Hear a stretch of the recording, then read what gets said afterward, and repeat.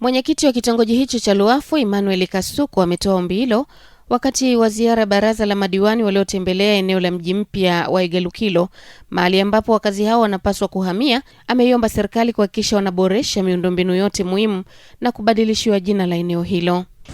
Jina hili la Igalukilo na lenyewe linaumiza vichwa sana, kwa sababu ukiangalia Igalukilo iliko na eneo liliko ni vitu viwili tofauti. Kama eneo hili watu wamehama Western wanaletwa hapa, lilipaswa pia libadilike jina. Na pia nishukuru tu mweke miundombinu ya kiserikali, taasisi ambazo ni shule iwepo, zahanati. Ndio vitu vinaumiza vichwa sana, pamoja na maji. Pia barabara zetu hizi zilizotengenezwa na mimi nizipita, mvua ikinyesha hazitapitika.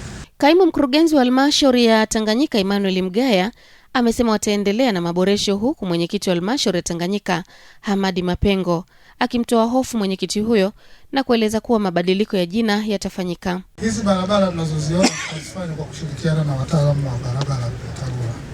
Kwa hiyo kimsingi baada ya maandalizi ya awali zitaenda kuingia kwenye mipango ya barabara za kudumu. Tunazungumzia sekondari, tunajenga viwanja vya mipira, tunajenga mashule. Unazungumzia masuala ya visima. Hivi visima ni vya awali tu. Mwenyekiti amesema pale tumewasiliana na mamlaka ya bonde kwa maana ya visima virefu vya kudumu. Unajua sasa hivi hawajajipanga sawa. Tunavyo viwanja tu lakini wahamiaji bado. Hizo changamoto na ushauri ambao naye pia ameutoa kuhusu majina na nini ni kweli. Bahati nzuri na mimi mwenyewe ni mwenyeji kama wewe mwenyekiti, na baadhi tuko hapa. Ukisema Igalukilo tunajua Igalukilo iko maeneo gani.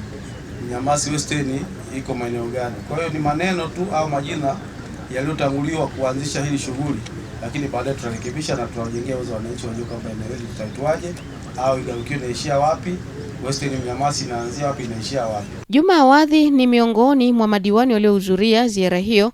Ameeleza faida watakazokutana nazo wakazi hao watakapohamia. Hata wao wenyewe walikuwa na makazi holela ambapo hakuna hata huduma za kiafya.